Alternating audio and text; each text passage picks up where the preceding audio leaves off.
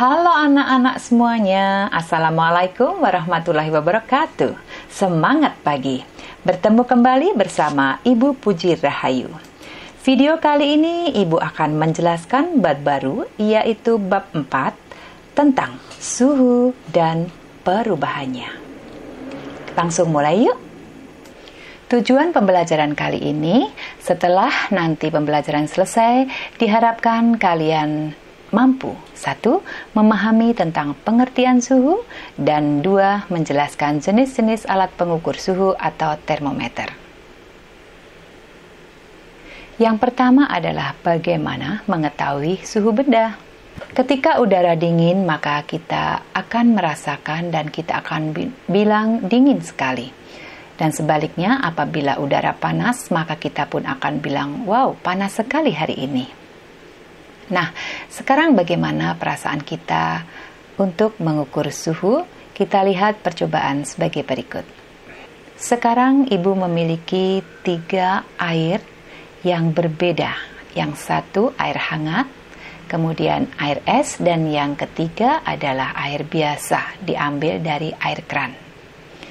Kemudian salah seorang anak Ibu suruh mencelupkan tangannya ke dalam air hangat, yaitu tangan sebelah kanan. Kira-kira dia akan menjawab apa? Hangat. Kemudian tangan kiri anak ini Ibu suruh masukkan ke dalam air es. Lalu kira-kira apa jawab dia? Dingin. Kemudian anak ini akan beralih ke tengah.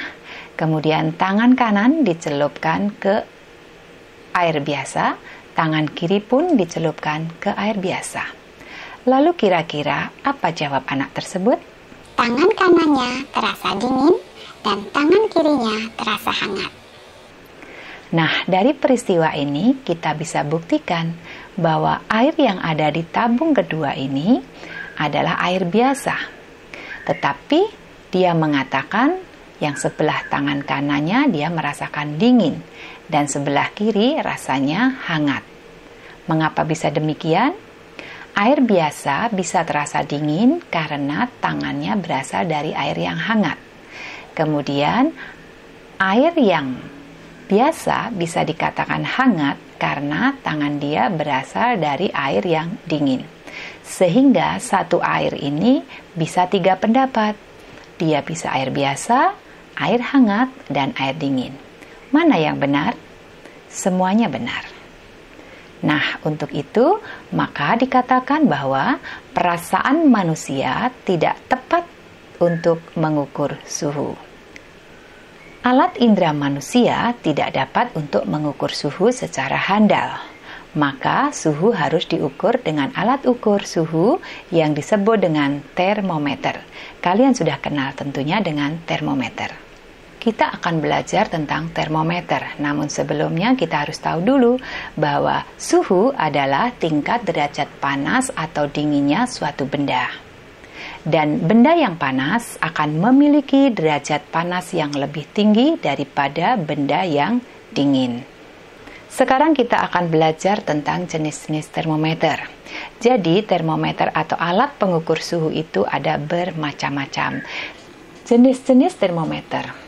Jenis termometer yang pertama adalah termometer zat cair. Termometer zat cair memanfaatkan prinsip pemuaian, yaitu bahwa setiap benda akan bertambah besar ukurannya atau memuai bila suhunya naik.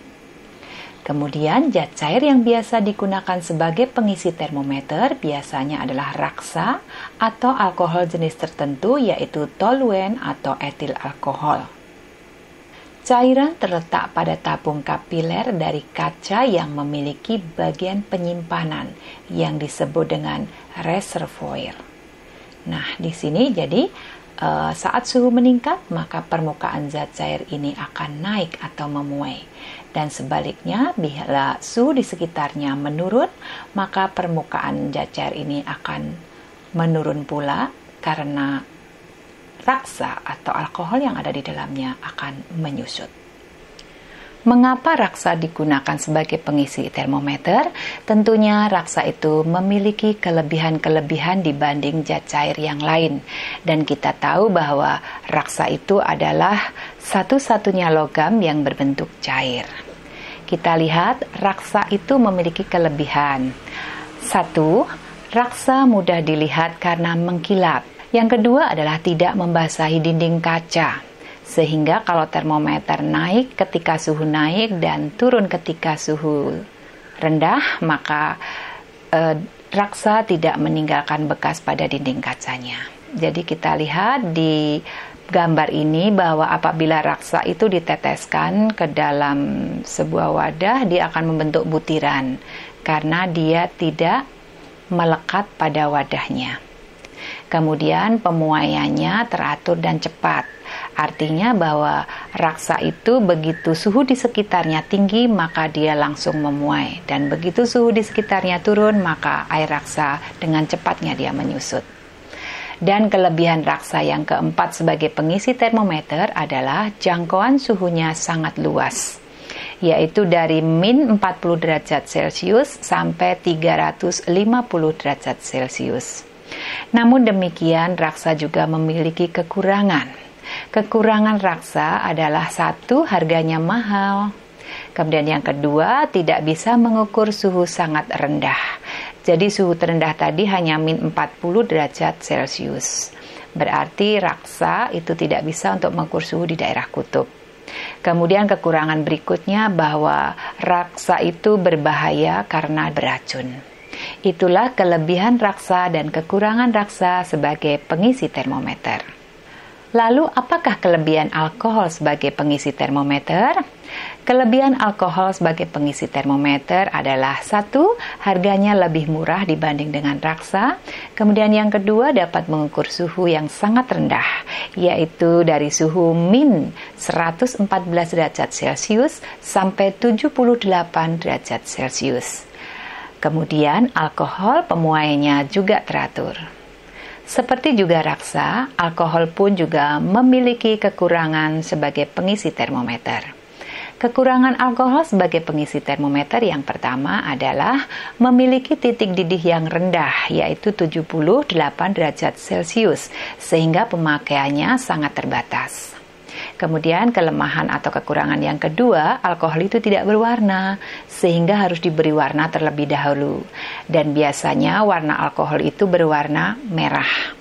Ada juga yang berwarna biru, tetapi yang sering digunakan itu adalah warna merah seperti yang ada pada gambar.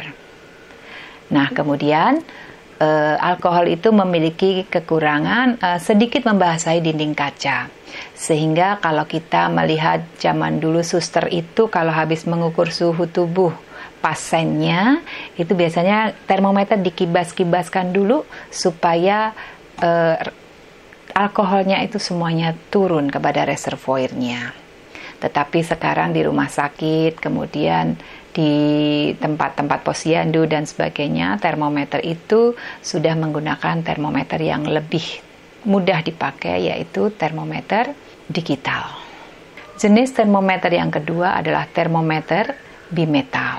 Inilah termometer bimetal, dan prinsip kerjanya menggunakan prinsip keping bimetal, yaitu 2 logam yang dikeling menjadi 1. Jadi prinsip kerjanya, nih kita lihat gambar, bi itu 2, metal itu logam, jadi 2 logam yang dijadikan 1.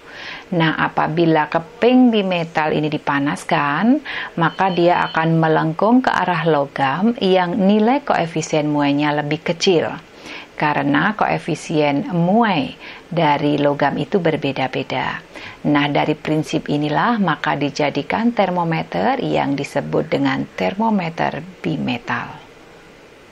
Jenis termometer yang ketiga adalah termometer kristal cair. Termometer kristal jenis ini menggunakan bahan kristal cair yang akan mengalami perubahan warna ketika menerima perubahan suhu.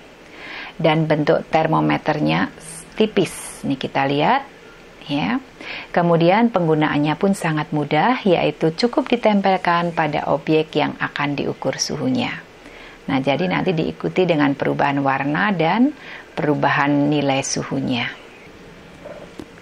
Kemudian jenis termometer yang keempat adalah termometer digital. Termometer digital merupakan termometer yang mampu menampilkan tingkat suhu secara pasti. Kepastian tingkat derajat suhu disajikan dalam bentuk angka yang muncul pada display suhu termometer tersebut. Prinsip kerjanya menggunakan sensor suhu elektronik yang mampu mengubah perubahan suhu benda menjadi perubahan tegangan listrik. Perubahan tegangan listrik inilah yang menghasilkan nilai suhu secara digital. Nah, itulah anak-anakku suhu dan termometer. Terima kasih atas perhatian kalian. Wabillahi taufiq wal hidayah. Wassalamualaikum warahmatullahi wabarakatuh.